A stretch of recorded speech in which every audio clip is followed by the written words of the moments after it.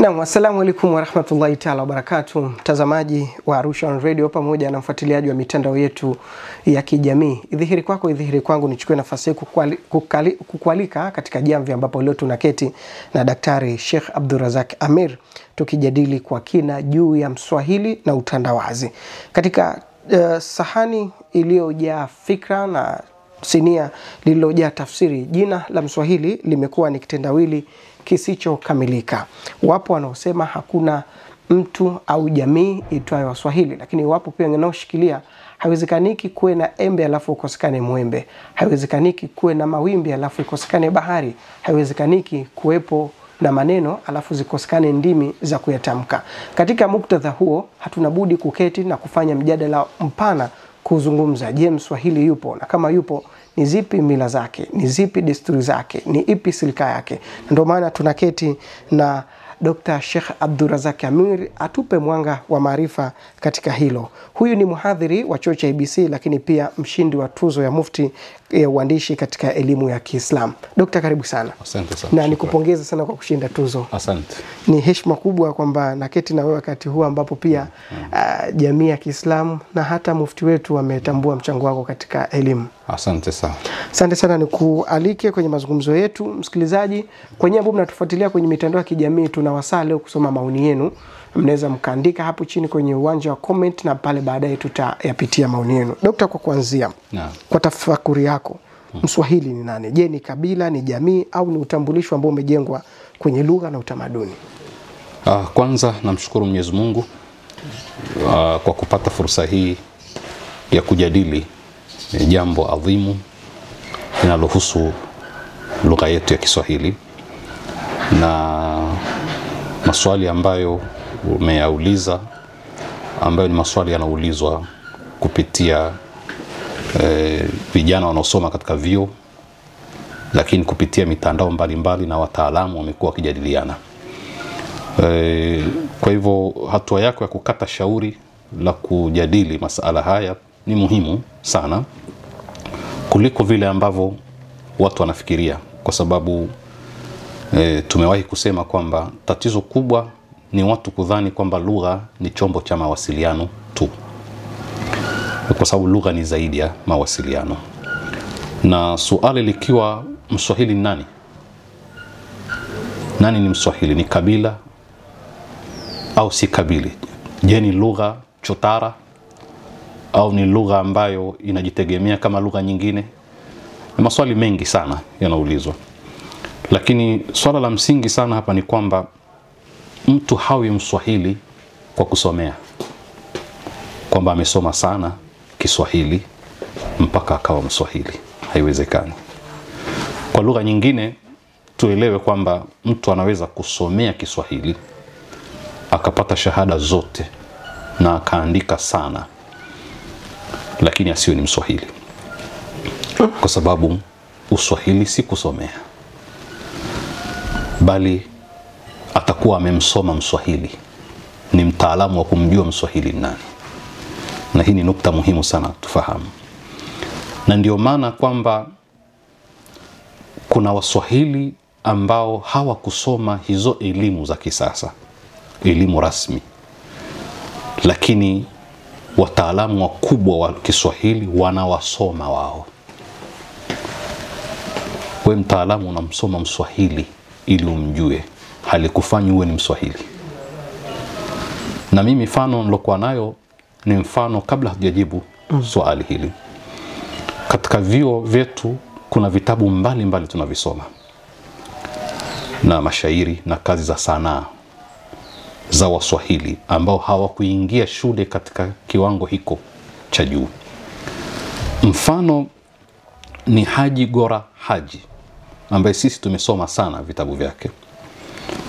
Watu wengine wanasema hajasoma, mimi nasema amesoma, lakini hajasoma kwa mfumo huu ambao sisi tunasoma. Tukamaliza kidato cha 4, kidato cha 6, ukaenda ukasoma shahada ya kwanza, ya pili, mpaka shahada ya 3, ukawa ni profesa. Hajapitia mfumo huu, na ni moja katika makosa sisi kuamini kwamba elimu haipatikani ila kwa mfumo rasmi. Lakini si mtu alokwenda shule kwa lugha nyingine au skuli kama wanavyosema wengine, lakini vitabu vyake vya mashairi vinafundishwa katika vyuo. Kwa sababu gani? Kwa sababu ni Mswahili, alijua kutumia Kiswahili vizuri. Kwa hiyo unapomsoma mawazo yake na mashairi yake, unasoma kazi ya Mswahili namna alivyoiandika. Nataka tuelewane hivyo. Mswahili ni nani? Je, kuwa Mswahili na Uswahili ni kabila au si kabila? Ni mjadala, na kila mtu ana maoni yake katika hilo. Lakini jambo jingine la kusema kabla, tuelewane kwamba Mswahili, Kiswahili, Swahili, Kiswahili ni jina. Hili jina limekuja kwa kuchelewa. Yaani Mswahili hajaanza kuwepo pindi jina Mswahili lilipokuwepo. Alikuwepo kabla hili jina. Sasa swali litakuwa kwamba alikuwa akiitwa nani? Yaani alimuita Mswahili kuwa ni Mswahili pindi alipomuita, sio wakati huo ndipo alipoanza kuwa Mswahili.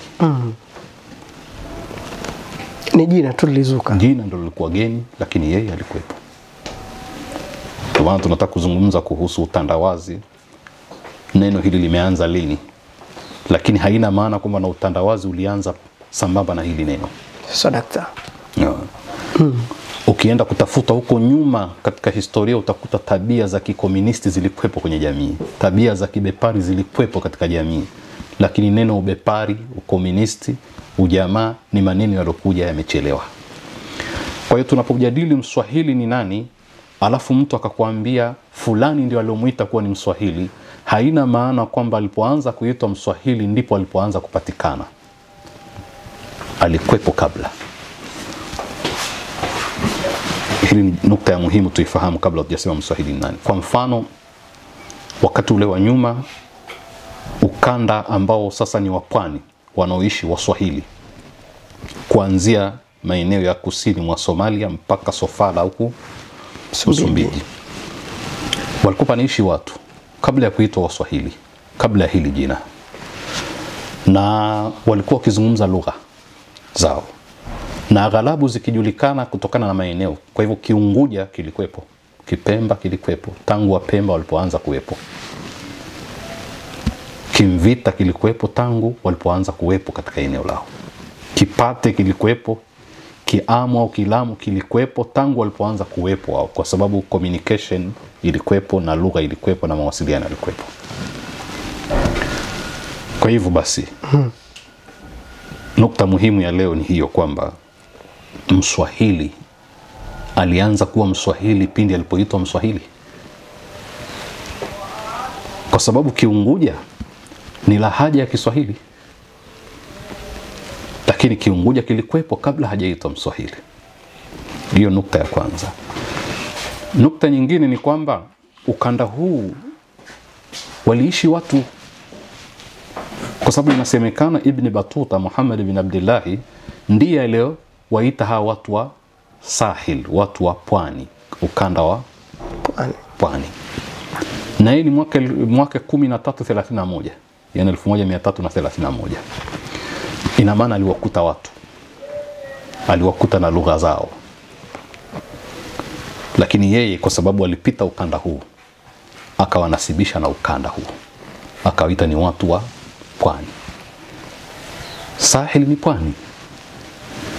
Kwa hiyo jina hili naweza kusema likawa jipya kwao, lakini halimaanishi kwamba na wao walianza kuwa wapya, wakawa sasa na lugha mpya kwa sababu waliitwa hivyo. Hakuna anayesema hivyo na mantiki haikubali. Ukitizama mmoja katika maprofesa wa Tanzania, Felix Chami, profesa mhadhiri wa moja ya vyuo maarufu hapa Tanzania, miaka ya karibuni hivi amegundua kule Zanzibar vigae na mabaki ya vyombo vinavyotumika na wanadamu katika mapango, ambao vinaashiria maisha ya kijamii ya zaidi ya miaka 3000 iliyopita. Si tuchukulie 3000 tu. Kwa hiyo tunazungumza kwamba watu waliishi maeneo haya miaka zaidi ya 3000 iliyopita waliishi ukanda huu. Tunataka changamoto hii, challenge hii, mtuambie walikuwa ni watu gani, walikuwa na lugha gani? Hawakuwa na lugha, walikuwa nayo. Je, katika makabila yetu ya bara kuna watu wanaweza kusema tulikuwa ni sisi, au walikuwa ni watu wa maeneo yale? Walikuwa ni watu wa maeneo yale. Sasa hawa watu walikuwepo tangu zamani, na mimi nataka kusema kwamba hata majina ya bahari hizi tunazoziona kihistoria ni mageni. Haya majina ukirudi nyuma huko yalikuwa na majina mengine. Mathalan hii bahari yetu ya Hindi, bahari ya Hindi, bahari ya Atlantic, bahari ya nini, zote zilikuwa zina majina yake. Mengine siyakumbuki kwa haraka, lakini ukisoma Ibn Mas'ud, Al-Mas'udi ni kama vile kina Ibn Battuta, walikuwa ni watu wanaofanya kazi za kuzunguka dunia na kuzungumza maisha ya jamii mbalimbali. Katika Muruji Dhahabi ambayo ni kitabu cha Al-Mas'udi, na Al-Mas'udi pia ana maneno mengi yanazungumza kuhusu lugha ya Kiswahili pia. Wanaitaja Atlantic Ocean kama ni baharu dhulumati, bahari ya kiza au viza kama wengine wanaweza kusema hivyo. Kwa hiyo ilikuwa ina jina jingine. Na bahari zote hizi, na hata wakoloni walipokuja na maziwa mingi wakaya Victoria wakaita hivi majina ambayo si kwamba zamani ilikuwa hakuna majina wala si kama ligunduliwa kama lugha inayotumika. Na mimi nasema haya kutaka kusema kwamba Kiswahili ni jina jipya kihistoria, lakini haina maana kwamba Waswahili na wao walianza kuwepo tangu walipoanza kuitwa kuwa Waswahili. Walikuwepo kabla ya kuitwa jina hili, na walikuwa wapo wa Unguja, walikuwa Wapate, walikuwepo wa Amu, walikuwepo wa Pemba, walikuwepo. Ushaona? Na ndio leo hii panazungumzwa kwamba hizi ni lahaja. Japokuwa mzee Abdul Latif Abdallah, mzee wetu, Mungu amhifadhi, yeye anaamini kwamba hizi lahaja kwa hakika ni lugha tofauti, sio ndimi ndani ya lugha moja. Na yeye ana ushahidi wake wa kwamba sarufi ndio kipimo muhimu sana cha kuonyesha kwamba hizi ni lugha tofauti. Sasa ule ni mjadala ambao hatutaki kuingia, lakini yeye ukitafuta makala zake pengine utapata maelezo yake zaidi. Lakini tunakubaliana kwamba walikuwepo na hivyo. Sasa suala ni kwamba je, ni kabila au si kabila? Katika kuwaita ni kabila au si kabila kuna siasa nyingi zilizopita. Kuna watu wanaamini kwamba Kiswahili si kabila, bali ni mseto wa watu wenye asili ya Washirazi, wenye Washirazi kutoka Persian, kutoka Irani kule, wenye asili ya Kiarabu na Kiarabu zaidi, kutoka Omani, kutoka Yemen na baadhi ya nchi za Khaliji, lakini kutoka India, pengine wanasema mpaka China, lakini na Wabantu wa eneo hili. Maana kuna mjadala kwamba Kiswahili nacho ni Kibantu au si Kibantu. Sasa kwa ujumla ni kwamba kusema kwamba Kiswahili si kabila ni sawa sana kusema Kiswahili ni lugha chotara iliyokusanya watu mbalimbali wenye makabila yao ya asili, kisha wakakutana pakazalika Kiswahili. Jambo ambalo mimi siamini. Mimi naamini kuna watu wanaitwa Waswahili kama kuna watu wanaitwa Waasu. Waasu yani au mnawaita Wapare, wao ni Waasu. Kuna watu wanaitwa Wachaga na kuna watu wanaitwa Waswahili. Hivi ndivyo ninavyoamini. Na kwa nini? Kwa sababu kuwepo na watu mbalimbali walohusika, kwa sababu ukimwona mtu wa pwani mara nyingi ana mchanganyiko wa watu. Kuna wa China, kuna wa Indonesia, kuna wa India, kuna wa Shirazi, kuna wa Arabu, kuna hao wa Bantu. Umeelewana? Mchanganyiko mkubwa. Sasa ule usikufanye kuona kwamba hili sio kabila, ni mkusanyiko wa watu wa makabila tofauti tofauti. Hapana. Kwa sababu moja, lugha zina tabia, na tabia ya lugha huzaliwa, hukua na hata inaweza kufa. Hii ni tabia ya lugha. Na katika tabia ya lugha ni kuazima na kuazimwa maneno. Lugha yoyote ina tabia ya kuazima na kuazimwa. Itaazima na kuazimwa kutokana na nguvu yake. na ndio tunakuja upande wa utandawazi. Lugha ikiwa na nguvu sana, yenyewe ndio inawapa watu maneno zaidi kuliko kuchukua kwao. Lugha ikiwa nyonge, inapokea maneno mengi na msamiati mwingi kwa wengine, inakuwa inapewa zaidi, inapokea zaidi kuliko kutoa. Lakini lugha zote unazozijua, hata hicho Kiingereza sasa hivi unachokifahamu, kina maneno mengi ya kuazima ambayo si ya kwake. Lakini kwa sababu ndicho kinachotawala dunia, chenyewe kinagawa zaidi kuliko kupokea. Na dhana ya utandawazi inakuja hapo kwamba lugha yenye nguvu na yenye uchumi na yenye utawala huenea na huwapa watu maneno zaidi na msamiati kuliko kuchukua kwa watu. Maana yake ni nini? Maana yake ni kwamba Kiswahili ni lugha ambayo ina maneno mengi yenye asili mbalimbali na ina watu wenye asili mbalimbali, kwa sababu ule ukanda wa pwani kijiografia ulirahisisha sana maingiliano ya kimataifa. Na ulifanya kwamba ustaarabu wa Mswahili ukue kwa kasi, kwa sababu ya kile wanachosema wenyewe wazungu exposure yao ilikuwa mkubwa. Kwa hivyo utamaduni wao ulikuwa kwa kasi na civilization ya ustaarabu wao ulikuwa kwa kasi kuliko wengine. Wanapokea kwa wengine na wao wanawapa wengine staarabu na tamaduni mbalimbali. Kwa hivyo walikuwa kwa kasi, lakini nani? Ni Waswahili. Sasa ukiniambia kuna maneno ya Kiarabu, kuna maneno ya hivi, kuna watu wenye asili hii, hiyo ndio tabia. Jiografia yao ndio ilochangia hivyo. Lakini hawa ni Waswahili. Naam.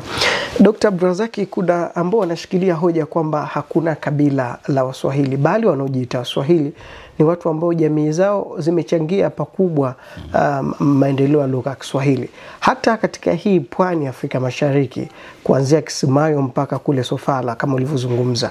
Ndani huko kwenye hizo pwani kuna kutana na Wapemba, kuna kutana na Waunguja, na Waunguja nao kuna kaskazini na wakusini, kuna kutana na Wadigo, lakini pale Mvita pia kuna Mijikenda ile. Kwa hiyo ni jamii mbalimbali. Sasa hili si kabila, maana ni mchanganyiko wa watu mbalimbali. Sasa pengine hoja yao inapata nguvu katika mwelekeo huo. Hili dai lao unalizungumziaje? Ndio maana nikadokeza hilo kwamba unapokuwa wewe ni Mchaga uko huku ndani, sitaki kusema Mnyika, kwa sababu kuna dhana ya watu waliokuwa civilized na miji ikakua kwa kasi kwa sababu ya ule upwani na jiografia yao. Alafu kuna watu waliokuwa huku ndani interior, makabila yetu haya ya Kibara. Hawa maingiliano yao yalikuwa ni madogo na jamii nyingine, kwa lugha nyingine wamefungika. Sasa kutokana na zamani usafiri ulikuwa ni wa maji. Ndio maana nazungumza kwamba Waswahili ni watu waliopata ustaarabu kwa kasi kuliko wengine, mapema zaidi. Hiyo ndio maana yake. Na maana ya ustaarabu ni kitu ambacho kinahitajia kuwepo na jamii nyingine kuwakamilisha nyie. Yaani ustaarabu wa jamii yoyote ile unakuwa kwa kuazima na kuazimwa. Sio kama tunaelewa, kwa maingiliano na wengine.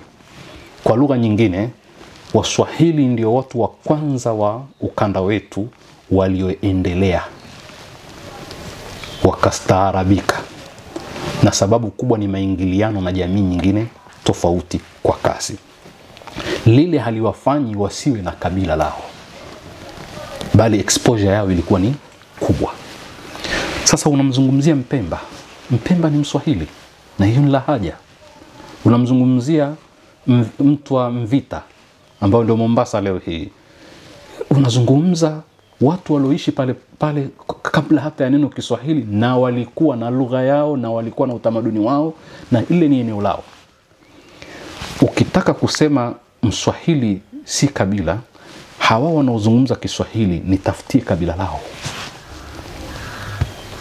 Mpemba, ushamuita Mpemba, Mpemba anazungumza Kiswahili, na Kiswahili ni lahaja, na Kipemba ni lahaja katika lahaja za Kiswahili. Shaona. Ukizungumza Muamu, anazungumza Kiamu, na Kiamu ni Kiswahili. Mpate vile vile na wengine, Mtumbatu vile vile. Shaona. Kwa hiyo nachotaka kusema ni kwamba hiki Kiswahili kimestajwa kwamba ni lugha ya wote, kwa sababu za kisiasa, kutaka kuonyesha hakuna Mswahili. Lakini kwa nini kilifanywa ncha wote? Kilifanywa ncha wote tangu zama za wakoloni, kwa sababu unapotaka kuwatawala watu kwa lugha tofauti huwawezi. Lazima uwe na lugha jumuishi itakayokuwa rahisi kutoa maelekezo na wewe kupata maelekezo mbalimbali, na kutoa hata utaratibu wa elimu. Na hata walifikia mahala kuamua kwamba lugha fulani ndio iwe lugha rasmi au iwe ndio lugha sanifu, kwa sababu Viswahili pia vilikuwa vingi. Kwa hiyo ili tuweze kuwashika vizuri watu, pawe na Kiswahili kimoja. Viswahili vingi hivi vinawachanganya. Kiswahili kimoja ni kile cha Unguja kikateuliwa, ili iwe sasa tunawaelewa kwa lugha moja, tunaweza kuwasiliana nao kwa lugha moja. Sasa ukimpata Mswahili ukamwambia kwamba wewe kabila lako si Mswahili, unatakiwa umpe kabila. Kama mimi si Mswahili ni nani? Na hakuna lugha ambayo haina kabila. Ndio ile kusema kuna embe likosekana mwembe. Haiwezekani. Shaona. Na hapo nitakwenda mbali tuje kuzungumza watu kama mimi. Mimi ni Mswahili au si Mswahili? Japokuwa mimi lugha yangu ya kwanza ni Kiswahili, lakini je, mimi nafaa kuitwa Mswahili au sifai kuitwa Mswahili? Sawa. Hilo ni swala jingine, lakini swala la msingi ni kwamba huyu unamuita Mpemba, huyu unamuita Muamu, huyu unamuita anazungumza lugha gani? Sawa Dokta, tusimame hapo kidogo. Wakati tunasoma shule pia zilikuja baadhi ya nadharia zinasema pia Kiswahili ni Kikongo. Ambapo ndani kabisa na baadhi fulani tunaona Wakongo wanaongea lugha ya Kiswahili. Je, tunaweza tukaingia katika ile hoja yako kwamba naye yuko huko ndani ikatumika kama lahaja? Kuna wanaoamini kwamba kuna lahaja pia ya Kikongo. Kuna wanaoamini. Na wale Wakongo ukiwaona Kiswahili chao cha Kibantu kabisa, 12, 13, nini kenda zile nini, wanatumia kile Kiswahili. Lakini ukitizama kiasli Kiswahili ni ukanda huu wa pwani. Lakini sasa hata katika swala za lahaja ni ngapi kuna ikhtilafu. 10 na mathalan, lakini 10 na ngapi, kuna wengine wampeleka mpaka 20 na zaidi. Kwa hiyo kuna wanaoingiza kile Kikongo katika lahaja ya Kiswahili, lakini kusema kimetokea Kongo, hapana. Kiswahili kinatoka katika ukanda huu na eneo husika ni hilo tulolitaja. Na kwa hakika utagundua kwamba Kibarawa Somalia chini kule mpaka ushuke huku katika tawala za Kiswahili ikiwemo Kilwa, zilikuwa ni tawala za Kiswahili. Utagundua kwamba watu hawa katika historia walikuwa wanaishi maisha ya pamoja, japokuwa usafiri ulikuwa ni wa taabu wa zamani. Waliishi maisha ya pamoja mpaka kwenda Komoro na Kingazija. Kwa hivyo inakubalika kabisa kwamba hizi ni lugha za Kiswahili au ni ndimi za Kiswahili, kwa sababu maana lahaja ni tofauti ndogo ndogo ndani ya lugha moja. Na hili neno la Kiarabu al-lahja. Kwa hivyo inategemea katika namna ya kutamka, msamiati. Kwa ni namna ya kutamka au msamiati au maana za maneno. Lakini lugha ni ile ile moja. Naam. Turudi katika ile nukta ambayo umeizungumza kwamba mtu anaweza akaitwa Mswahili lakini hatoki pwani. Kwanza kabla ya kujibu hilo swali, tukubaliane kwamba kuwa Mswahili sio kuzungumza tu Kiswahili. Yaani mtu hawi Mswahili kwa sababu tu anazungumza Kiswahili. Sasa wanaozungumza Kiswahili kwa sasa ndo lugha ya taifa, sio Swahili. Asante. Ndio maana nasema siasa ilicheza mchezo mkubwa sana kuhakikisha kuna lugha jumuishi. Na mnapokuwa Wakristo wana nukuu katika historia kwamba wale waliotaka kujenga lile hekalu kubwa wamfikie Mungu huko, Mungu aliwatofautisha lugha, alafu baadaye communication ikawa na barrier, wakashindwa kufanikisha, sio? Naam. Unapokuwa wewe ni mtawala alafu lugha ni nyingi, huwezi kutawala. Lazima uwe na lugha moja ambayo unaweza kuzungumza na watu. Sasa lugha ambayo imekuwa na ni tajiri na ina historia na ina ustaarabu mkubwa, yani ile madania, hadhara, civilization ya pwani iliendelea sana kutokana na maingiliano. Ilikuwa ni lugha tajiri kuliko lugha nyingine kwa sababu ya tabia yake. Ilikuwa inafaa zaidi kutumika kuwa lugha ya wote, lugha jumuishi kuliko lau wangechagua Kichaga, hata kama Wachaga ni kabila kubwa, au Kinyaturu au lugha nyingine au Wasukuma. Kwa hivyo, na hili halikuwa ni la serikali za Waafrika huku kwetu kuamua. Hata wakoloni ndio walioanza kutaka kusema kwamba lazima tuwe na lugha moja ya kuweza kukusanya watu wote. Hata ili la kukubalika kwa lahaja ya Kiunguja limefanywa na wakoloni. Ndio, na wakoloni, na lilileta mvutano kidogo kwa sababu kuna Waswahili wa Kimvita na wengine walikuwa wakionyesha kwamba hapana, kwa nini iwe hivyo. Lakini ilikuwa ni chaguzi la wakoloni. Na si tu hilo, kuna mambo mengi sana ya kamati za awali nyingi na vitabu na kamusi za kwanza zilizoandikwa za Kiswahili zimeandikwa na wazungu. Na ndio maana tukaanza mazungumzo yetu kwa kusema kwamba kusoma Kiswahili ukawa mtaalamu mwenye shahada zote hakukufanyi uwe Mswahili. Kwa sababu wazungu waliandika kamusi za kwanza za Kiswahili na walijua sarufi ya Kiswahili pengine kuliko Mswahili, lakini walisoma wapi? Wamesoma kwa Mswahili. Anavyozungumza yule ndio mwenye lugha yake na ndio mwenye kabila lake. Kwa sasa Dr. Abdurazaki, tunaona Wachina wanasoma Kiswahili, wengine wakitajika wanafundisha vyuo vikuu vya wapi, wale si Waswahili. Kuzungumza Kiswahili si kuwa Mswahili. Je, kuwa Mswahili ni kupi? Kuzungumza Kiswahili kuna husika, lakini sio pekee kuna kufanya uwe Mswahili. Yani Mswahili ni yule ambaye lugha yake ya kila siku ni lugha ya Kiswahili na anaishi katika utamaduni wa Kiswahili. Na hilo utamaduni wa Kiswahili tulipigia mstari. Lugha lazima iende na utamaduni. Na utamaduni. Nasema mara nyingi kwamba lugha ni chombo, ni jahazi linalobeba mambo mengi sana. Fikra zinawasilishwa kwa lugha.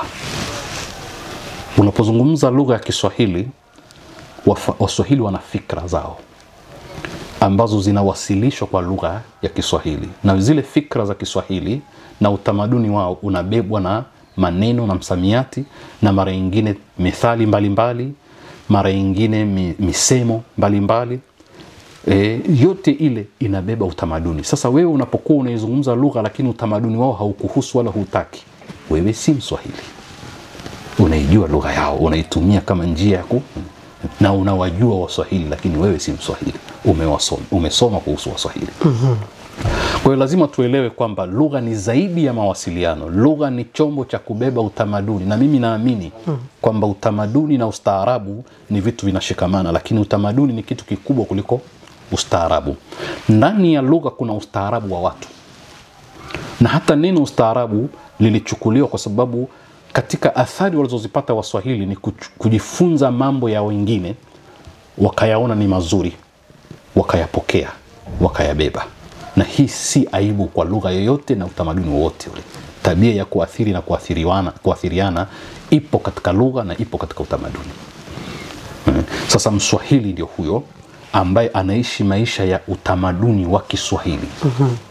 Kama hana ule utamaduni, si Mswahili. Dr. Abdurazaki Amiri, utamaduni wa Mswahili ni upi, na pengine desturi zake zinazomuongoza kuanzia mavazi, vyakula na sanaa? Tunawezaje sasa kumtambulisha huyu Mswahili na kumtofautisha na jamii nyingine? Kwa mfano, unaposema Mfipa, kuna Mfipa na Ufipa. Kuna Mpare, mimi simuiti Mpare, yani ni Mwasu. Kuna Mwasu na Uwasu wenyewe. Kuna Mchaga na Uchaga. Hivi inawezekana pakawepo na Mchaga bila Uchaga? Muhali. Kwa hiyo Uchaga ni nini? Uchaga ni zile mila, desturi, ada za Kichaga. Huyo ndio Uchaga. Kwa hiyo unapopata mtu akasema mimi ni Mchaga lakini hana huo Uchaga, Uchaga wake una kasoro. Sasa Uchaga ni nini? Ni yale maisha ya kila siku ya Mchaga. Namna ya kuoa, namna ya kuvaa, namna ya kuheshimu watu, namna ya vyakula. Ndio maana tukasema mara nyingi kwamba neno linapotoweka la lugha fulani, halitoweki neno tu, na kile kinawakilishwa na ile lugha na lile neno huwa kinatoweka. Naam. Ndio uelewe kwamba lugha inabeba nini? Ni jahazi, linabeba vitu vingi. Nikamwambia kwamba ugali, hili neno likitoweka, halitoweki neno tu, na kile kuna maneno mengi ya Kichaga yanayobeba tamaduni za chakula, majina ya vyakula, majina ya nguo, namna ya kuposa, vile vinavyotolewa katika posa, majina yake na nini, vyote vile ndio Uchaga wenyewe. Ukiwa wewe ni Mswahili huna hivi, basi wewe sio Mswahili kwa hakika. Kwa hivyo Mswahili ana mavazi yake, ana vyakula vyake, ana namna yake ya kuoa, ana namna ya heshima ya mke kwa mume, ana namna ya mke anavyohusiana na mume, ana namna ya kuamiliana mtoto na mzazi. Na kwa hakika mimi najua tofauti za Mswahili katika muamala na mtoto ukilinganisha na watu wa bara huko. Mtoto wa Kiswahili ni mtoto huru hata kujieleza mbele ya wazazi. Ndivyo Mswahili alivyokuwa. Mswahili ni mtu ana hisia sana. Mswahili ni mtu wa mafumbo kwa mwenzake. Mswahili ana mitego ya lugha sana. Mswahili ana mambo hayo yote. Shana. Sasa kama umekosa ule utamaduni wake lakini unazungumza ile lugha, wewe bado si hujawa Mswahili. Na mimi nalisemea Kiswahili kwa sababu tunazungumza Kiswahili. Lakini hili linaweza kutekelezwa katika kabila na lugha yoyote ile. Shana. Sheikh Abdulrazak, ungetufaidisha zaidi ukiwa unaenda na mifano. Kwa mfano, hadhara ikuelewe. Asante. Kwa mfano, Mswahili anazungumza na mazingira yake. Ana mifano katika mazungumzo yake. Mswahili anapokasirika ana namna ya kutulizwa. Mswahili kanga ina utamaduni sana kwake katika uhusiano wa mume na mke. Mswahili ana vitu kama kawa katika chakula ambayo ina kazi yake.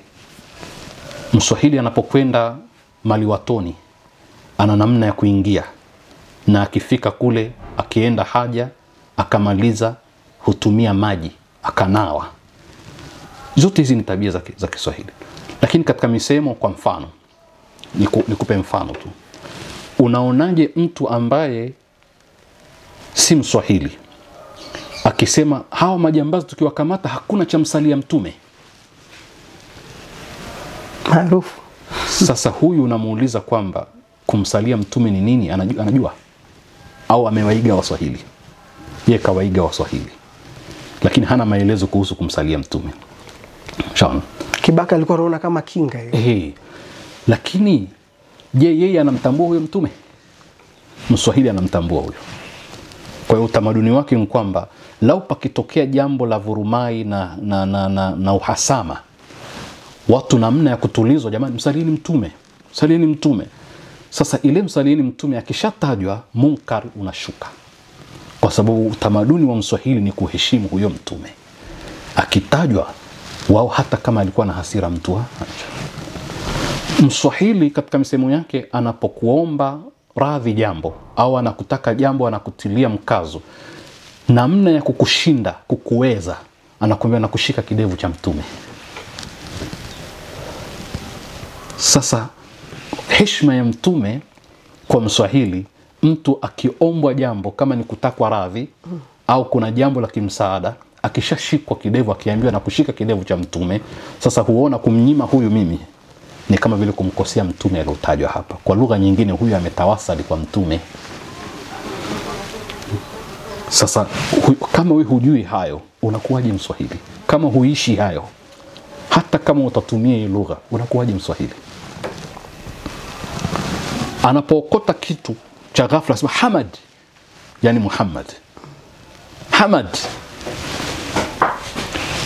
Sasa kama hiyo ndio tabia ya Mswahili, hata ukisoma fasihi za Kiswahili utagundua kwamba mahali pa mshtuka la haula.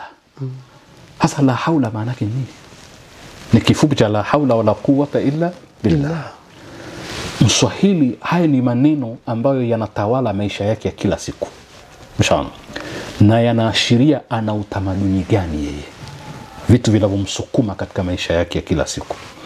Unaposema mimi ni Mswahili, haya hayatawali maisha yako ya kila siku, huwezi kuwa Mswahili. Naam. Wakati fulani ukazungumza hata ukuti. Naam, manake mtoto wa Kiswahili ni yule mtoto ambaye katika michezo yake ataimba ukuti wa mnazi, ukuti, kwa sababu mazingira yanayoishi yana minazi na ana ukuti. Sasa huyu mtu ambaye hajawahi kuona mnazi, achilia mbali huo ukuti wake, haujui mnazi, labda uone kwenye picha, anakuwa Mswahili kwa vipi? Mswahili ni yule ambaye mtoto wake akicheza anaimba sadakallahu amina, mwenye kupata apate, mwenye kukosa sasa sadakallahu nini maana yake? No. Kwa hiyo tunataka kusema huu tamaduni akiingia maliwatoni, hata kama haswali atatumia maji. Na mimi natoa kisa hapa kwamba kwa sababu sisi Uswahili umeanza kuathiri jamii ya Watanzania kiasi kikubwa, mpaka asiyekuwa Muislamu kuingia maliwatoni kwa maji ni kitu cha kawaida. Sasa mimi nilikuwa nikisoma kipindi fulani pale University ya Nairobi, na wakati ule tukisoma tulikuwa vijana au tulikuwa watu 10 na karibu 20, na mimi nikienda na kanzu yangu kama kawaida hivi na kofia. Siku moja mhadhiri alichelewa, tukawa nje tunazungumza tukisubiri pengine atakuja. Kisha bwana mmoja, sitaji kabila lake, wa Kenya, yeye alikuwa ni mwanafunzi mwenzetu kwa sababu tulikuwa tunasoma master history. Yeye alikuwa mwanafunzi mwenzetu lakini ni mwalimu pia. Akawa ananiambia, tunazungumza mambo ya lugha na historia. Akawa ananiambia, bwana kuna jambo nataka kuzungumza na wewe lakini nitakuambia faragha baadaye. Lakini mazungumzo yalivyokwenda, na hapa nataka tuelewane huko mbeleni. Naam. Nasema mazungumzo yalivyokwenda, sio yalipokwenda. Vyo na po matumizi yake ni ya kimakosa sana kwa Waswahili. Nilipokwenda wanakosea sana watu kutumia hivyo. Kwa hiyo mazungumzo yalivyokwenda, alilazimika kuliibua lile swali lake katika mazungumzo ya pamoja. Akaniambia, hivi ni kweli kwenu nyie mtu akiingia maliwatoni anakwenda ananao kwa mkono? Yani yeye kwa kilikuwa jambo la kushangaza. Sasa pale katika wanafunzi palikuwa na mtu Mkristo lakini Mtanzania anayetoka maeneo ya Kagera huko. Nikamwambia, sisi kwetu Waislamu na hata wasiokuwa Waislamu wa Tanzania tunaingia maliwatoni na maji na tunanao kwa mkono, hatutumii karatasi. Kwa hivyo wewe unaweza ukaona ni kawaida, lakini dunia haitumii maji.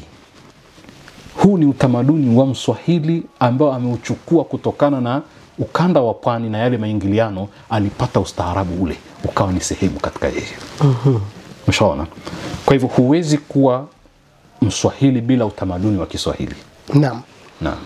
Katika muktadha huo, Dr. Sheikh Abdurazak, ni muhali kubagua Uislamu na Uswahili katika ile hali yake ya tabia ya kukua, kupokea na kuingiliana na mwingiliano mwingine.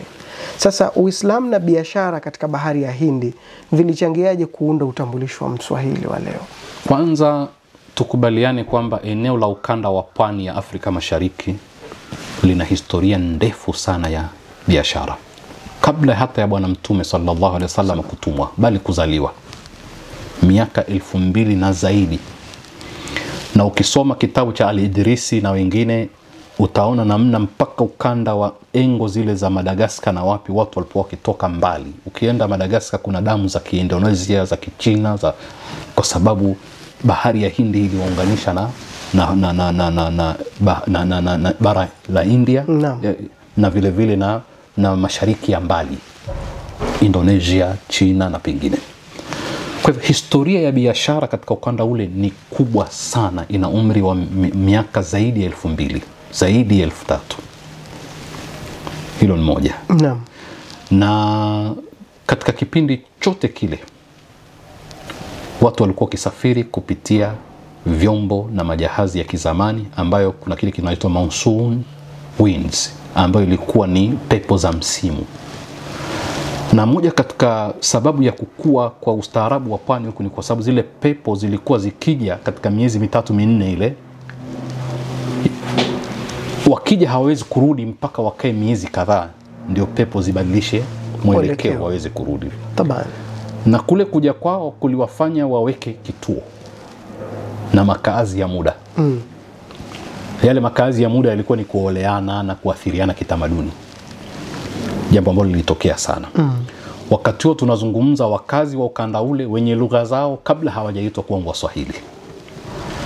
Sasa biashara hizi zilikuwa ni za viungo mbalimbali, zilikuwa ni za vyombo mbalimbali, vyombo vya matumizi ya nyumbani, vilikuwa ni vya pembe, vilikuwa ni vya kitu wanachoita kule pwani boriti, kwa mfano yani miti na mbao, ushaona?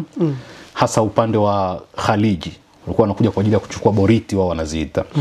Kwa hivyo ukanda huu ulihusika sana na maingiliano hayo, na ndio maana hata Ulaya katika karne ya 15 waliona dharura ya kutembea ukanda ule kina Vasco da Gama na wengine, kwa sababu ya kujua turathi ya upande ule. Kwa hiyo ni eneo lilikuwa na historia ya kimataifa tangu wakati ule. Na Ulaya ilipoamka baada ya kutawaliwa na Waislamu kwa miaka 800, Ulaya walipoangusha dola ya Kiislamu, safari ya kwanza ilikuwa ni kwenda wapi? Katika bara la Amerika na kwenda katika bara la Afrika. Ndio kina Vasco da Gama na kina Christopher Columbus wakapita huko, kwa sababu walikuwa wanajua historia ya huku, na ni historia ambayo ilikuwa na empires, kwa kuna dola ambazo ni za Kiswahili. Naam.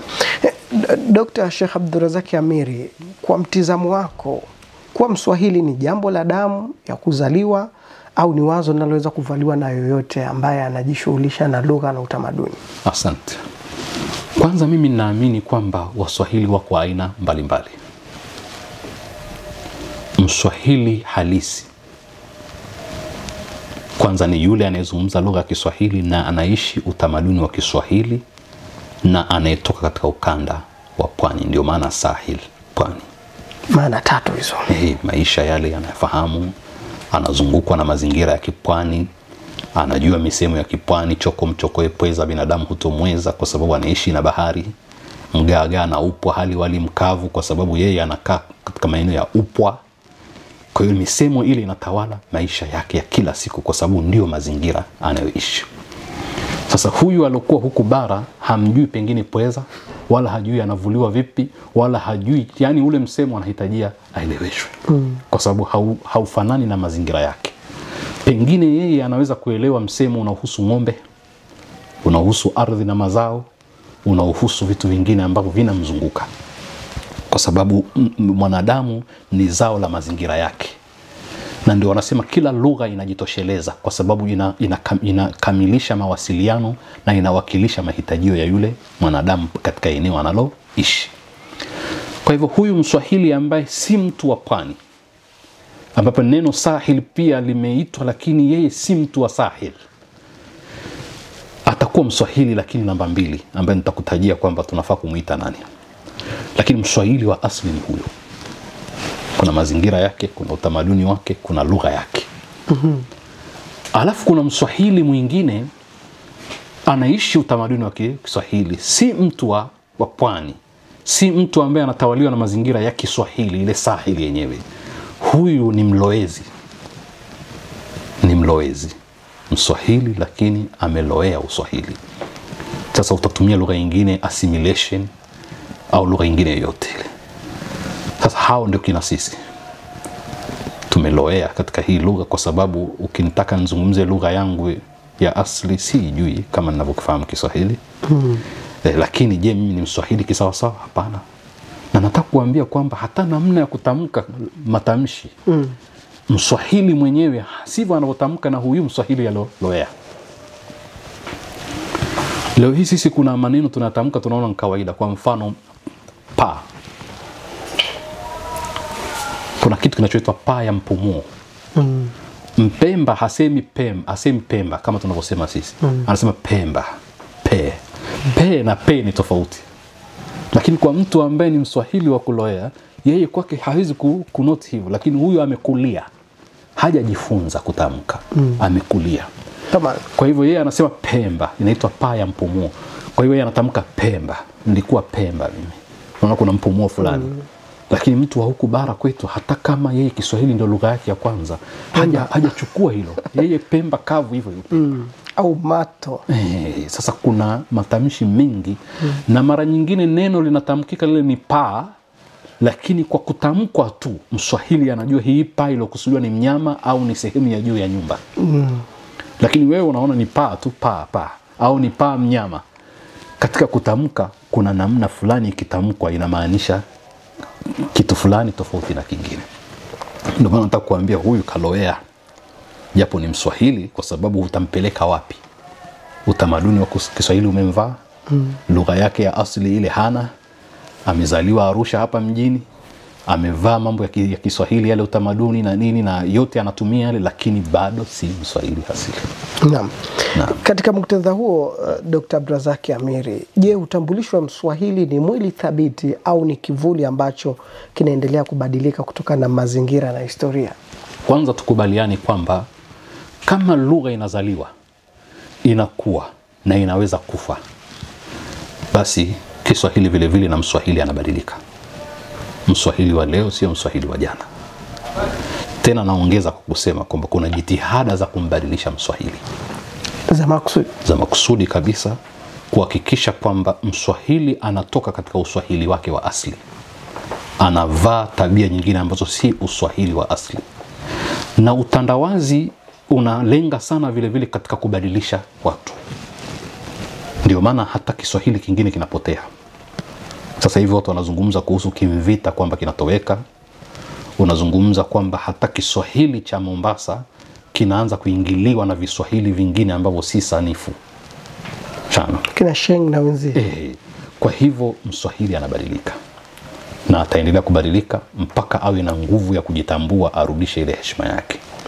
Na utandawazi maana yake ni kutawaliwa katika utamaduni pia. Na ndio katika utandawazi mbaya ni kutawaliwa katika utamaduni wako. Kwa sababu unatawaliwa hata namna kufikiri. Na ndio utaona Kiswahili cha kwamba inapelekea ni Kiswahili ambacho kimeingia na ambacho sasa kinaathiriwa na Kiingereza. Tafsiri sisisi ya lugha ya Kiingereza imeingia kwenye Kiswahili. Kwa hivyo lau akifufuliwa mzee wa Kimvita wa miaka 100 iliyopita, atakuwa hawaelewi watu wanazungumza nini. Kwa sababu maneno mengi atakuwa yametoweka na watu hawatomuelewa anasema nini. Kwa hivyo Mswahili anabadilika, Kiswahili kinabadilika kwa sababu ya maingiliano makubwa yaliokuwepo sasa hivi. Hiyo ni sawa na kusema kadiri lugha ya Kiswahili sasa tunaambiwa inakuwa, inapata wazungumzaji wengi duniani. Ni sawa na kusema utambulisho wa Mswahili unazidi kufifia, ama kutokana na lugha yake kupanuka na utamaduni wa Mswahili utapanuka? Kwanza Kiswahili ni lugha pana ukilinganisha na lugha ndogo ndogo za kienyeji. Na ni kinakuwa kweli, lakini wakati huo kinapoteza kiini chake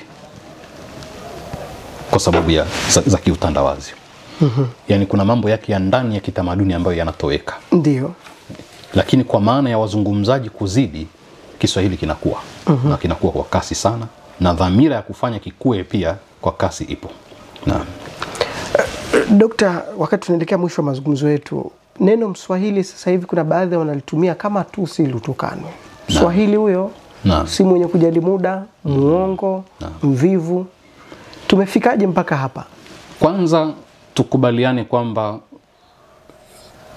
Mswahili kuitwa vile ni kwa sababu ya mabadiliko yaliyotokea katika jamii ya Mswahili, na haikutokea mara moja.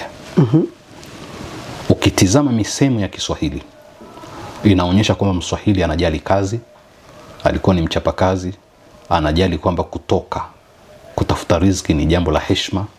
Mswahili alikuwa si mtu wa kuomba. Mswahili kama tulivyosema alikuwa mfanyabiashara wa kimataifa. Sasa yametokea vipi?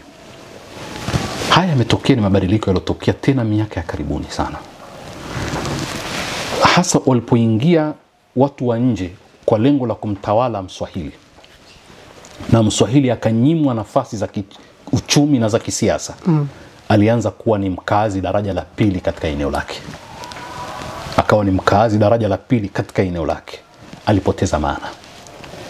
Lakini alipokuwa na uchumi na alipokuwa na utawala, alikuwa na heshima kubwa sana.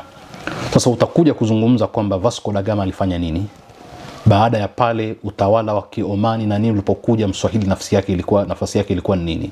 Walipokuja wazungu sasa wa missionary, Mswahili nafasi yake ilikuwa wapi? Mpaka Mswahili akawa tabaka la pili. Haya yote yalimfanya awe ni mtu anadharaulika hatimaye. Mtu wa kwanza kujua kusoma na kuandika katika ukanda wetu huu alikuwa ni Mswahili. Lakini elimu ya wamissionary ilipindua kuhakikisha kwamba anayepata elimu ni yule anayekubali umissionary. Na wazee wetu wengine walipotahadhari kupoteza imani yao kwa kuingia moja kwa moja, kwa sababu kuna walioingia wakapoteza, matokeo yake mazingira yalibadilika, Mswahili akawa mtu wa tabaka la pili.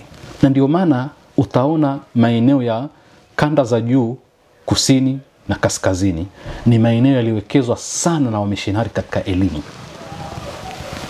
Watu wakaendelea kielimu, wakawa ni watawala, wakapanda na uchumi ukakua.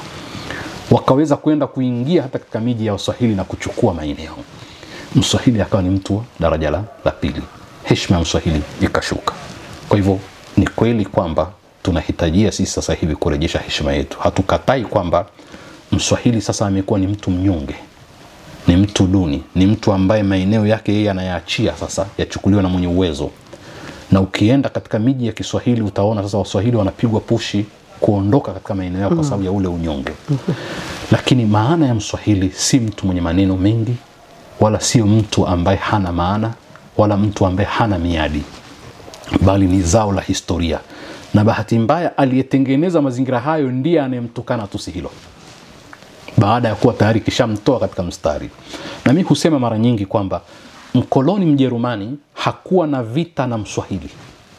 Maliwali na wengine wale wote alifanya nao kazi, na pia alikuwa akimlipa mwalimu wa Kiswahili kufundisha katika shule za serikali. Lakini wamishenari walishtaki kwenye serikali kuu kwamba serikali hii inawanyima nafasi wao. Maamuzi yaliyotoka ni kwamba serikali ya kikoloni huku kwetu ihusike na utawala tu, elimu waachiwe wamishenari. Kwa missionari walipopata fursa ile, sasa ndipo walipowagawa Waswahili, wakawa sasa wao wanakwenda mbele na watu wanaowakubali. Na Mswahili ambaye anawakubali ndiye, yani kwa maana anatoka katika Uswahili wake, akatoka katika jina la Selemani akawa Solomoni, yule alikuwa akipata hiyo elimu. Kwa hiyo haya mazingira yalitengenezwa. Naam. Dr. Abdulrazak, nikurudishe nyuma kidogo. Kwa vizazi vya leo, vizazi vipya, unadhani ni busara tafsiri ya Mswahili kubakia kwamba ni mtu wa pwani, mzaliwa wa pwani, au sasa ipanuke kwamba watu wote wa Afrika Mashariki na wazungumzaji wa lugha ya Kiswahili kadiri tunavyoenda na utandawazi ni Waswahili? Maslahi ni Kiswahili kuenea kwa sababu kinasafiri na utamaduni wake. Lakini tahadhari ni kwamba kuna mapinduzi fulani yanafanyika ndani ya Kiswahili ambayo yanasafiri vile vile na matakataka au yanasafiri na mambo ambayo pia yataathiri ule utamaduni. Narudia, tunapendelea kienee, Kiswahili kisambae, kiwe na wazungumzaji wengi kwa sababu kinasafiri na utamaduni wake. Lakini kuna jitihada nyingi za kuhakikisha kwamba yanaingia mambo si ya Kiswahili ya asili, yanasafiri na hiko Kiswahili. Na hili ni tatizo kubwa sana. Na kuna mabadiliko mengi. Kama mfano, nafasi ipo tunaweza kusema. Kwa mfano, Kiswahili tulichokuwa nacho sasa hivi, tunachopenda kienee, kinasambaa na utamaduni wake. Na utamaduni wake unatuhusu sisi, ni muhimu. Naam. Na kwa Mswahili mzuri lazima ujue la haula maana yake nini, ujue tahiyatu nini, ujue kidole cha shahada nini, ujue yote haya, sio? Mpaka neno udhu utalijua kwa sababu limo ndani ya Kiswahili.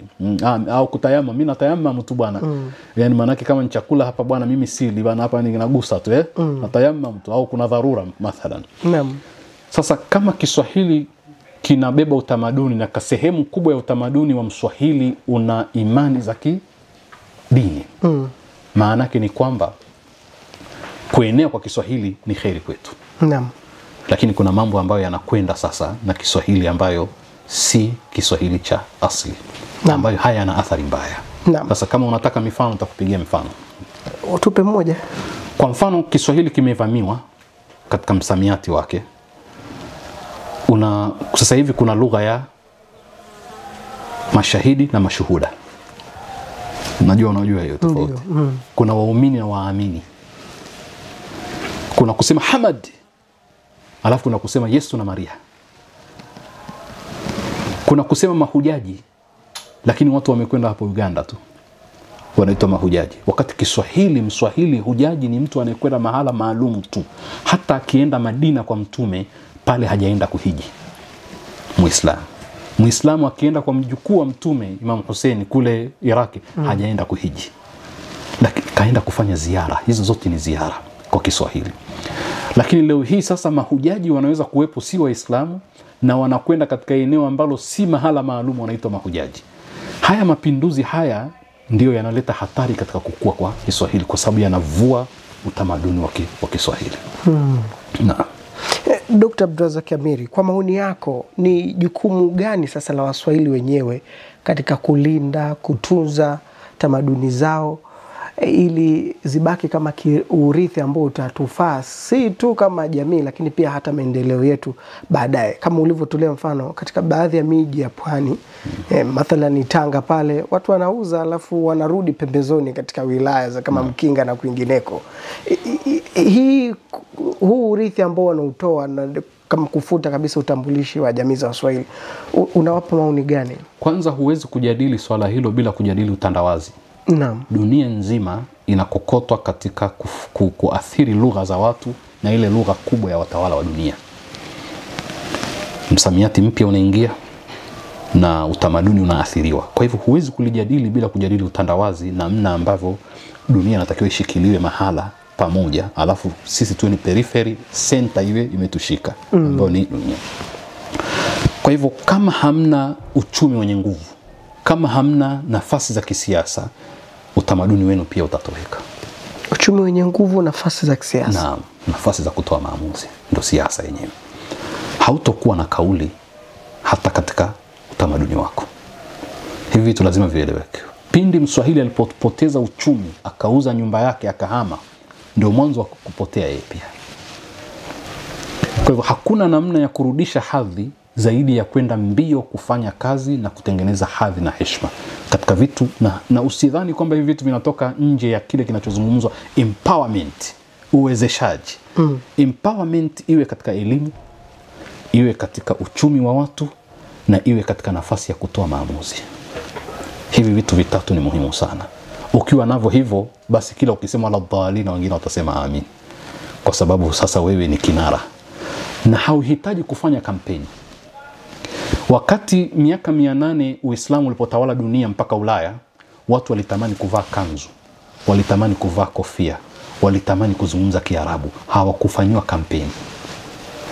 Wakati ambapo sasa hivi nchi za kimagharibi, hasa Marekani na Ulaya, kina Uingereza na wengine, wana nafasi. Kila mmoja anataka kujua Kiingereza, kila mmoja anataka kuvaa suti na tai, kila mmoja anataka kufanana kama mzungu, kula na uma na kijiko, bila kampeni. Kwa hiyo tuelewe kwamba hili ni jahazi kubwa ambalo huwezi kujali sehemu ndogo tu kaacha nyingine. Kufanya kazi kwa bidii, kuhakikisha kwamba tunajenga heshima yetu, hizo empowerment katika maeneo haya. Yako mengine, lakini haya ya msingi. Heshima yako itarudi na utamaduni wako utahifadhika, na wengine watataka kuiga ukiwa uko juu. Anaigwa leo juu. Naam. Dr. Abdulrazak, kuna maoni hapa ya wafuatiliaji wetu katika YouTube. Wanauliza vitabu vya Sheikh vinapatikana wapi? Kwanza kwenye Kasebook ambayo iko hapa Arusha, vipo pale, vinauzwa. Lakini vile vile kwa wale ambao wako Dar es Salaam, Al-Itra Foundation ambao wako pale Kisutu, stendi ya zamani ya Kisutu, ambapo pale sasa kuna kituo cha mwendo kasi pale karibu na mtaa wa Libya. Pale kwa mtu yote atakayeuliza Al-Itra Foundation, pale anaweza kuvipata kwa wingi vitabu hivi. Naam. Basi bila shaka mfuatiliaji wetu ambaye umeuliza hilo swali la vitabu vya Sheikh vinapatikana wapi, kwa maeneo hayo ambayo amekuelekeza, bila shaka unaweza kuvipata. Lakini pia kama ni zaidi, unaweza pia kutuandikia maoni yako hapo, tutayapitia baadaye. Tunaweza tukazungumza na wewe pia namna ambavyo tunaweza tukakuelekeza zaidi katika kuvipata vitabu vya Sheikh. Nadhani huu ni mwanzo tu wa Kisasili, bado tuna mengi ya kumzungumza kuhusiana na Mswahili, si ndivyo Sheikh? Bado hatujaingia kwenye ndoa yake, zika yake, ambayo ni mambo makubwa sana ya kuyajadili. Mimi nikushukuru sana Dokta kwa maoni yako. Una lolote la kumalizia? Umesema Kisasili. Ndio. Hapo mimi nataka kuweka karibu. Ndio. Kisasili maana yake nini? Na visasili maana yake nini? Visasili ni masimulizi. Masimulizi ambayo yanafundisha, ni katika fasihi. Naam. Ni yale ambayo yanahusu wanyama na maumbo yao Ndio. Basi kuanzia wakati huo sungura akawa na mkia mfupi. Hivyo ndo visasili. Ndio. Tu maneno wanaongea wanafikiri ni sahihi, kumbe kwa na maana kama si sahihi kwa Kiswahili. Wakati huu ambao tunajadili Kiswahili, ningependea kabla tujamaliza mwisho tuangalie baadhi ya maneno, utamkaji wake na tofauti zao. Ikiwa tutachukua muda, lakini tukifanya hivyo. Kama maneno matatu kwa faida. Kwa faida, kwa mfano, katika makosa makubwa yanayotumika hata na wanaitwa wataalamu wa Kiswahili. Mimi sijinadi kama mtaalamu wa Kiswahili, lakini na hata katika maeneo kama ya bunge, kustahiki na kustahili ni katika maneno yananitia mimi kinya sana yanapotumika. Hasa neno kustahili linatumika mahala sipo. Unasema huyu anastahili haki zake. Wafanyakazi hao wapewe stahili zao. Sio sawa sawa. Neno stahili na stahiki ni maneno yanayokinzana. Ndio. Stahiki inatokana na haki. Ilipaswa useme apewe stahiki zake, sio stahili zake. Na mtoto anapofanya jambo vizuri, ukampa zawadi, Kiswahili unasema naam, stahiki yake hiyo. Unapopewa tuzo na inakufaa ile tuzo kama umefanya jambo sawa sawa, unasema stahiki yake. Stahiki yake. Chanda chema vikopete. Kwa maana mtu akishafanya jambo jema lazima apongezwe, sio? Atunzwe, naam. Unasema stahiki yake. Lakini anapofanya jambo baya au la kuadhibiwa, kahukumiwa miaka 5 jela, unasema stahili yake bwana, alichokifanya sio kizuri, stahili yake.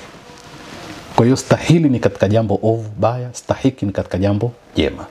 Kwa hiyo unasema mambo haya yanastahili kufanywa hivi. Jambo hili linastahili kufanywa, linastahili ni katika upande hasi. Kustahiki ni upande chanya. Stahili amfike. Baada ya kufanya vurugu sasa ameshikwa na wenye nguvu. Stahili. Na unasema ni stahili yake huyu bwana. Kafanya vitu vya ajabu bwana, stahili yake. Ila kama kutunzwa baada ya kufanya jambo fulani la haki. Stahiki yake. Kama ni mafao yake unasema apewe stahiki zake kwa sababu ni haki yake. Tabani. La pili, dokta, kwa faida. La pili naloliona mara nyingi ni sahihi na saini. Watu wanasema sahihi yake. Sahihi ni kinyume cha batili. Ile ni saini. Na utaona mara nyingi imeandikwa sahihi, hapana ni saini. Tumekopa hilo neno. Kwa hivyo hilo ni moja. Lakini katika maneno kwa haraka haraka, maneno aghalabu na nadra hayatumiki vizuri. Ndio. Aghalabu mara nyingi na nadra ni mara chache. Anasema fulani nadra sana kuja hapa. Fulani anasema ni aghalabu sana kuja hapa, lakini anakusudia kwamba ni mara chache. Tunaelewana? Naam. Anasema fulani bwana amefika hapa. Fulani bwana ni aghalabu sana kuja hapa. Yeye anakusudia ni mara chache. Wakati maana ya aghalabu yani ni mara nyingi kuja hapa. Alipaswa kusema ni nadra sana kuja hapa. Hiyo ni katika maeneo ambayo alipo na alivyo naona itachukua muda kuna lakini ni katika maeneo ambayo tunatumia vibaya. Nilivyofika pale nikamkuta. Hapana, ulipofika pale. Nilivyo inaonyesha namna ya kufika kwako. Nilipo inaonyesha wakati. Kwa namna na wakati. Ulipaswa kusema nilipofika pale nikamkuta, sio nilivyofika pale. Ulivyofika pale tunatarajia ueleze namna ulivyofika au namna ulivyoyakuta mazingira. Kwa hiyo nilivyofika, namna yako ulofikia. Nilipofika, wakati ulipofika. Kuna wengine nasema gali badala ya gali. Hayo ni matamshi. Kwa hiyo kuna maneno nadhani kama hayo, kama tukipata muda zaidi tunaweza tukazungumza, lakini yako mengi. Na miongoni mwa hayo ni shaka na mashaka. Shaka ni wasiwasi juu ya jambo. Mashaka ni tabu na dhiki. Bwana huyu bwana ana mashaka sana, yana tabu na dhiki. Shaka na kushuku maana yake ni kuwa na wasiwasi na jambo. Ama mashaka ni neno lingine kabisa. Sawa sawa. Wala si wingi wa shaka. Ngine ni majina ya watu. Sio wingi wa shaka kwamba shaka mashaka, hapana. Na jingine ni unasema dhumuni. Hakuna dhumuni na madhumuni. Neno ni madhumuni tu. Kwa madhumuni ya hakuna mmoja dhumuni alafu madhumuni. Kwa hiyo popote ni dhumuni. Hapana, ni madhumuni. Madhumuni.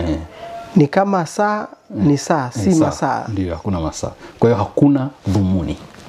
Hilo halina umoja. Sawa sawa. Na malizia pia. Ndiyo. Hakuna matumizi ya nyaraka na waraka. Mtu anasema nyaraka hii. Hapana. Nyaraka ni nyingi. Waraka ni mmoja. Hauwezi kusema nyaraka hii. Nyaraka hii inathibitisha kwamba ulichukua pesa za fulani. Hapa ni waraka huu. Naam. Nadhani hayo. Ama nyimbo hii imenivutia. Ni wimbo huu. Wimbo. Naam. Asante sana. Sawa.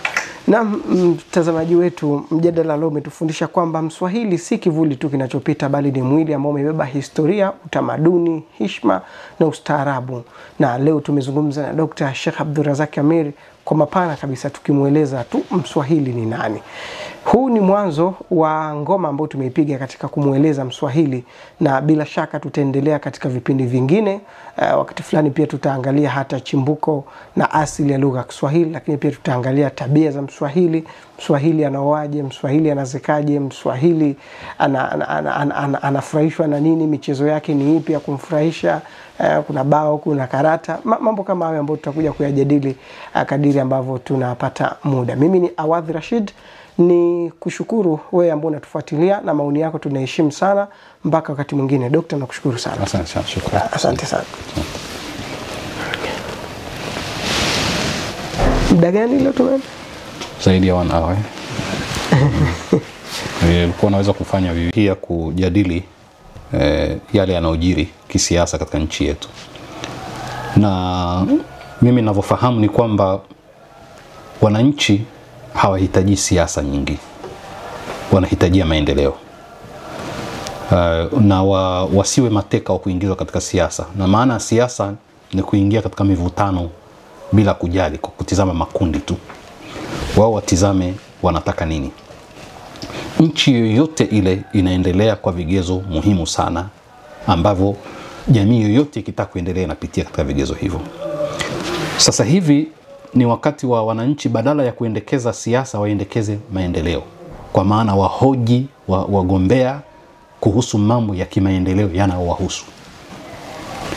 Kwa mfano, wataalamu wa maendeleo ya jamii wanazungumza empowerment, uwezeshaji. Uko katika maeneo gani?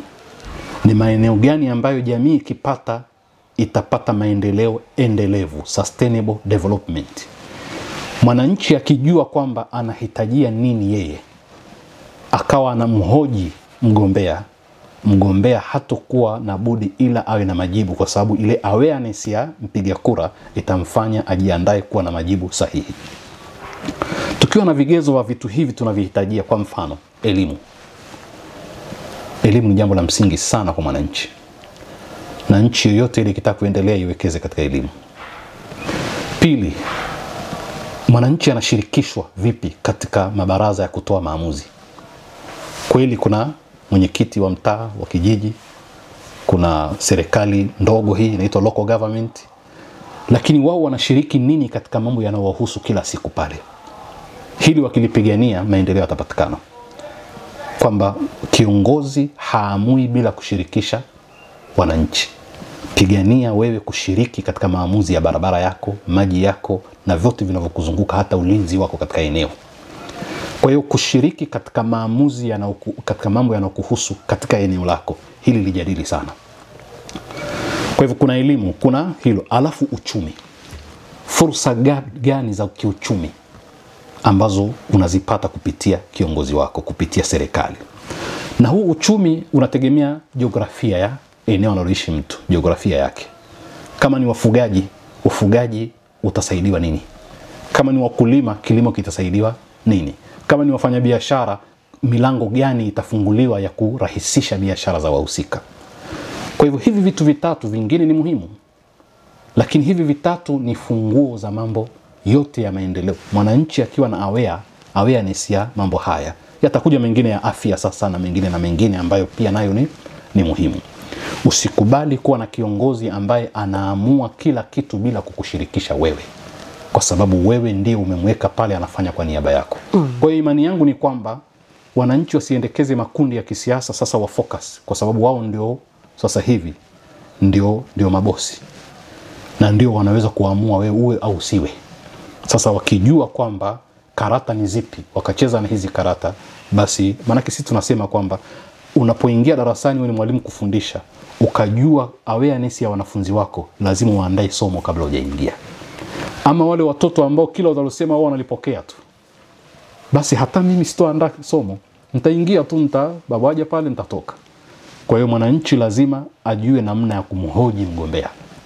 Mgombea atajipanga, na pale ambapo hakufanya atamwambia uliahidi hili, hukufanya hili. Huyo akitoka pale atarudi, kwa lugha yetu ya Kiswahili tunasema atakuja na udhu, atakuwa yeye makini anasema nini na anapanga nini. Kuna hili bughudha la rushwa wakati wa kampeni. Wakati fulani mwananchi mgombea anakuja anahonga t-shirt pesa 5,000 na wananchi wamekuwa wakisipokea, wengi wakifanya kama masiara, tunakula bwana vya mjinga, vya mjinga ndio wale wao ndio muda wa kula. Unawaambia nini wananchi wakati huu? Nataka kusema kwamba rushwa ni tatizo la kimataifa. Inabadilika tu majina. Mara itaitwa ni wiki, mara nyingine siku 7, lakini ni ile ile. Na hata nchi kubwa kuna malobisti wanaokaa nyuma ya pazia ya wagombea, na hao ndio wanaamua kwamba nani awe na nani asiwe. Tuzungumze wazi. Kwa hiyo rushwa imekuwa ni maradhi ya kimataifa. Sisi tunatizama kwamba tunaendesha rushwa, lakini zile rushwa ndogo ndogo, rushwa kubwa zinaendeshwa duniani. Na sisi tunasema kwamba kama hakuna msukumo wa kiimani wa kuogopa yule anayekuona kila unachokifanya, kuondosha rushwa ni ngumu sana.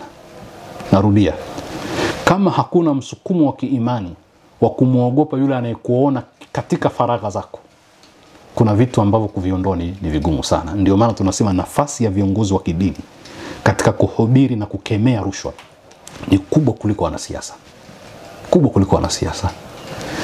Demokrasia ilipoingia ilifanya, nataka kuonyesha ukubwa wa rushwa. Demokrasia tulipoletewa sisi ni bidhaa ambayo si ya kwetu, hatujaizalisha sisi. Ilikuja na tabia mbaya sana. Kwa sababu kama huna uchumi huwezi kuingia katika uchaguzi. Kuanzia nchi zilizoendelea mpaka sasa maradhi haya yameingia kwetu, na Mwalimu Nyerere aliwahi kusema kwamba hili ni tatizo la hawa watu, kwamba sasa mgombea wa zamani katika nchi zetu kabla ya demokrasia alikuwa hata mnyonge anaweza kuingia akagombea kwa sababu kigezo cha pesa ilikuwa si kitu. Ama sasa hivi bila pesa huwezi kugombea. Sasa haya ni maradhi mabaya sana. Kwa hivyo kuna viongozi wanafaa sana kuwa viongozi, lakini hawana pesa na hawawezi kuwapa chochote wale watakaowachagua. Kwa hivyo hawachaguliwi kwa sababu hakuna return itakayorudi kwa watakaochagua. Hilo ni moja katika maradhi makubwa ya kimataifa. Sasa kama ni mwito ni viongozi wa kidini wasimame kukemea, kwa sababu wao wanaweza zaidi. Wao wakikataza watasema Mungu kasema, na hadithi imetaja rashwa na imekataza hilo. Pale ndipo ambapo mwenye dini yake anaweza kurudi chini. Dr. Abdulrazaki, wakati wa mahojiano hivi mara tumekuwa tukizungumza na wananchi, na wengi wakionyesha kwamba hawana muda kwenda kwenye mikutano ya kampeni, kuna kwambia tunatafuta pesa. Sasa unafikiri katika kupiga kura wanaweza akatoa maamuzi mazuri kama wapati fursa kwenda kusikiliza sera? Ni swali la msingi sana, na mimi naongeza kwamba kuna vile vile viongozi wa Kiislamu wanaohamasisha watu wasipige kura. Mimi nataka kusema kwamba unapoacha kupiga kura, unampa fursa yule mwenye maoni tofauti na wewe maamuzi yake kupita. Unaweza kusema kura yangu moja hii ina maana gani, lakini kila mmoja akisema hivyo haiwi moja tena, zitakuwa nyingi, sio? Kwa hivyo hapa hatuzungumzi je unampigia kura mtu atawale Kiislamu, hatuzungumzi hivyo. Tunazungumza kuacha kwako kupiga kura kutampa fursa gani mtu ya kuharibu. Kuna kupigania unaloliamini na kuna kuzuia lisilofaa. Na watu wenye misimamo mikali huwa wanashindwa kuelewa vitu kama hivi, kwamba ukiacha nyote mkaamua kuacha, maana yake watakao kwenda kutoa maamuzi pale watatoa kinyume na vile mnavyotaka. Sasa akapige kwa kuzuia tu kwamba yasipitishwe maamuzi yatakayonidhuru. Hilo pia nalo ni jambo la msingi sana. Kwa hivyo kuacha kupiga kura ni usilalamike baadaye yale maamuzi yakitokea na sera zikipitishwa, kwa sababu wewe ulikuwa na nafasi ya kuweka kura pale na ukasema mimi nataka mambo yaende hivi. Naam. Upi umuhimu wa wananchi kushiriki kwenye mikutano ya kampeni? Umuhimu ni kama tulivyosema mwanzoni kwamba kuna kuhoji, utatufanyia nini? Mbona hivi na hivi na vile? Kuna haya mambo matatu niliyotaja makubwa, kwamba utatusaidia nini katika elimu? Watoto wetu tunashindwa kuwalipia na elimu inauzwa. Na watu hawajui kwamba ubepari umetuingizia kila kitu kinauzwa. Imebaki sasa hewa tu ndo haiuzwi. Maana unanunua maji na kwenda kuyatoa pia ni pesa. Sasa huu ubepari ulipoingia kwa kasi, elimu imekuwa ni bidhaa inayouzwa. Sasa anapata elimu bora mwenye uwezo wa kuinunua. Lazima wanasiasa watuambie wanatupeleka wapi katika swala la elimu. Nimekuambieni hilo. Fursa ya uchumi, lakini fursa ya kushiriki katika maamuzi, lakini panakuja namba 4 baada ya haya matatu ya msingi, afya inauzwa. Mnatupa dhamana gani ya sisi kuweza kupata huduma ya afya? Shaona. Hii bima ikoje? Maanake bima sio kupewa afya bure, ni kuilipia, lakini nafuu ya mwananchi iko wapi? Hizi sera tumezichukua, tumezileta kwetu, zinamsaidia vipi mwananchi wa kawaida? Lazima wanasiasa waambie wananchi wa kawaida. Sasa awareness ya wananchi na jukwaa lao ni mikutano. Ukiacha kuhudhuria ile mikutano, hutojua unapelekwa wapi, unasafirishwa kwenda wapi. Hili basi halisimami. Kwa hivyo wewe lazima uhudhurie uweze kuhoji. Na wale wakishahojiwa mara moja mara mbili, mikutano ijao watatafuta majibu. Na wakienda huko kuwakilisha wananchi, lazima watayasema kwa sababu wamehojiwa, na kila wanapokwenda wanahojiwa mambo yale. Kuna dharura ya kuhudhuria katika hii mikutano hii kwa sababu tunakwenda kutolewa maamuzi kwa niaba yetu juu ya kuendesha nchi na kuweka sera na mara nyingine sheria. Naam. Baadhi ya watu wamekuwa na maoni mseto kwenye mitandao ya kijamii kwamba wakati huu wa uchaguzi viongozi wa dini wanazungumza amani tu, hawazungumzi na haki. Wewe kama kiongozi wa dini, mhadhiri, una hoja gani katika dai hili? Tumewahi kuzungumza kwamba amani na haki ni vitu vinavyokwenda pamoja. Kuna wakati ambapo haki haiwezi kwenda bila amani, na kuna wakati ambapo amani haiwezi kwenda bila haki. Lakini kuna maeneo ambayo amani inaweza kupatikana na ni muhimu sana. Unajua watu wengi wanadhani amani maana yake ni kutokuwepo kwa vita. Amani ni kile tunachokiona nje, maisha ya watu.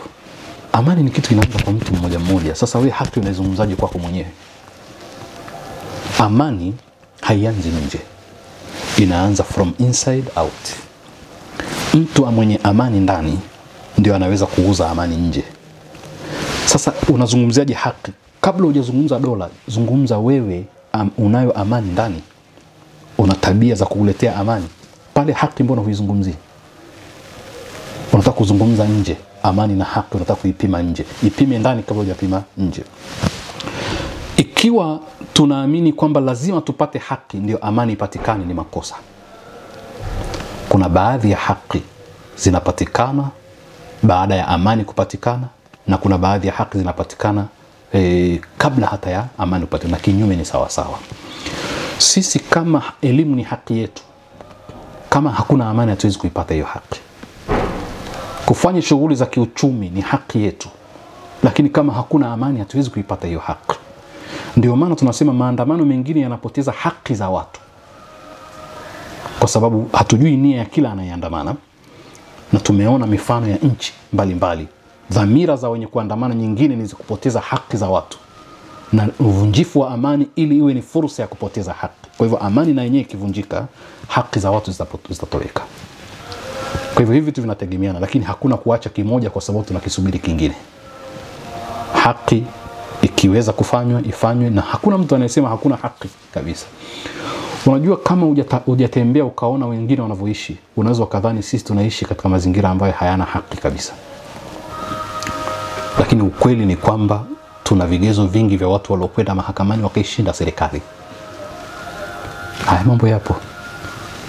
Kuna vitu ambavyo unaweza ukavikataa mkapelekana na serikali mahakamani. Haya ni mambo ya haki. Unaweza kutembea kwenda popote unapotaka, ni haki hiyo. Katizame ilani ya Umoja wa Mataifa ya haki za binadamu, ujue haki ni nini, ndio uzungumze mjadala huo. Mwaka 1948 palitokewa na azimio la kimataifa la haki za binadamu, haki ya kwanza mpaka ya mwisho. Haki ya kwanza ni uhai. Tunayo hatuna? hakuna mtu mwenye haki ya kumpotezea mwingine uhai. Kwa hiyo unaposema haki lazima iwepo, lazima unipe orodha ya haki ambazo hazipo, alafu na mimi nikupe orodha ya haki ambazo zipo, alafu tuwe na reference kwamba tunaposema haki reference ni nini. Sasa reference inaweza ikawa ni vitabu vyetu vya kidini, lakini huko si kila mtu anaamini. Reference namba moja ya watu wote ambao si vitabu vya kidini, japo inakubaliana na vitabu vya kidini, ni Azimio la Umoja wa Mataifa la haki za binadamu. Kasome zile haki zote, alafu uzipime katika nchi yako, zipi zipo, zipi hamna, alafu unaweza ukajadili kwamba tunazungumza amani bila haki. Na muda ukiwepo tunaweza tukazipitia zile tukazionesha. Upo? Nasema muda utakapokuwepo ndio tunaweza tukazipitia zile, kwa sababu haki ya kwanza ni haki ya kuishi. Na katika nchi yetu ni haki ya msingi, haki ya kwenda popote unapotaka. Mtu Tanzania anaweza kuishi popote. Ukienda Mbeya, tena sio kuishi na kugombea, naweza kwenda Mbeya leo na kugombea ubunge pale, ni haki yangu. Haki ya kujieleza, ndio unaona vyombo vya habari vilivyojaa watu wanavyojieleza. Tena watu wengine wanatukana. Sasa tunahitaji katiba ibadilishwe, tuwe na haki kama Wakenya, tutukane kama Wakenya vile, ndio watu wanataka huko. Lakini haki ya kujieleza, ndio maana kuna kampeni, na sisi hapa tunajieleza. Na kukosoa, unaweza kukosoa. Hiyo ni moja katika haki zilizotajwa katika Azimio la Kimataifa. Haki ya kuamini na kuitakidi vile unavyotaka. Hapa mtu akiamua kuwa Mkristo ni Muislamu hapelekwi mahakamani, na kinyume ni hivyo hivyo. Ukiamua kwamba uwe Mbudha hakuna anayekugusa. Kwa hiyo unaposema tunazungumzia amani tu bila haki, lazima uniambie haki zipi, kwa reference gani. Pale ndipo tutapoingia katika mjadala. Lakini hatuwezi kusema kwamba Tanzania imetimiza haki zote. Hakuna hilo taifa duniani. Hata hayo mataifa tunayoyaiga hayajakamilisha haki za watu. Yana mambo mengi kinyume na haki za binadamu bado. Na lazima tuwe na reference. Na Dr. nakushukuru sana. Asante sana. Nakushukuru sana kwa maoni yako haya. Shukrani. Asante sana Sheikh.